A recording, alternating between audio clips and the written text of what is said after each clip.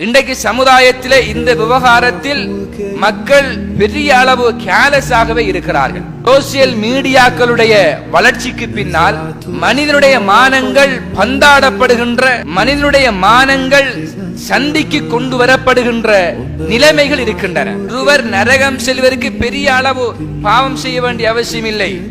யாரையாவது ஒருவரை பற்றி ஒருவர் ஏதாவது ஒரு செய்தியை போட்டுவிட்டால், ஒருவருடைய மானம் குறித்த ஒரு செய்தியை போட்டுவிட்டால், அது பற்றிய எந்த தகவலும் நமக்கு தெரியாது.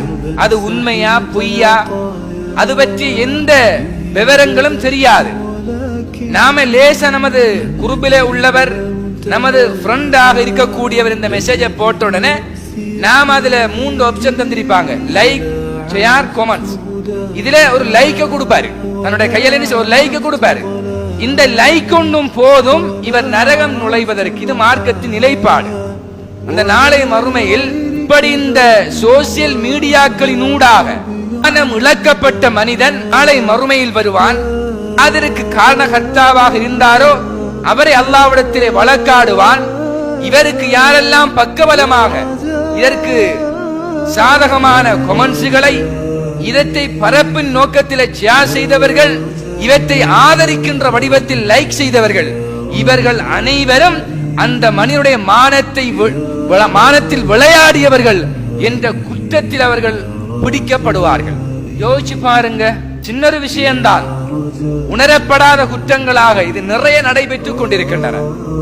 ஒருவருக்கு ஒருவர் மீது ஏதாவது கோபம் வந்து விட்டால், அந்த காழ்ப்புணர்வின் பின்னணியில் அவரை பற்றி ஏதாவது எழுதிவிட்டால், அதற்கு சாதகமாக பல அவனுடைய மானத்தை அசிங்கப்படுத்தக்கூடிய, அவனை அவமானப்படுத்தக்கூடிய, அவனுடைய இல்லாத பொல்லாத விடயங்களை கட்டிவிட்டு பேசக்கூடிய, கொமெண்ட்ஸ் அடிக்கக்கூடிய பல சகோதரர்கள் நாம் சமுதாயத்தில் பார்க்கிறோமே.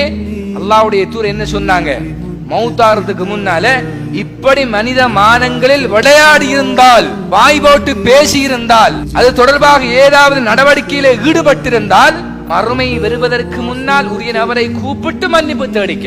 இல்லையா மறுமை நாளையில் நீ செய்த ஹஜ், நீ கொடுத்த ஜகாத், நீ நோற்ற நோன்பு, நீ தொழுத தொழுகை, நீ செய்த நல்லறங்கள் எல்லாம் முழுமையாக கலட்டப்பட்டு உன்னால் அநியாயப்படுத்தப்பட்டவனுக்கு அவை முழுவதும் கொடுக்கப்பட்டு கடைசியாக நன்மை இல்லாமல் திவாலடைந்த நிலையில் நரகம் நுழைகின்ற ஒரு நிலை ஏற்படும் என்று அல்லாஹ்வுடைய தூதர் எச்சரிக்கை செய்கிறார்கள்.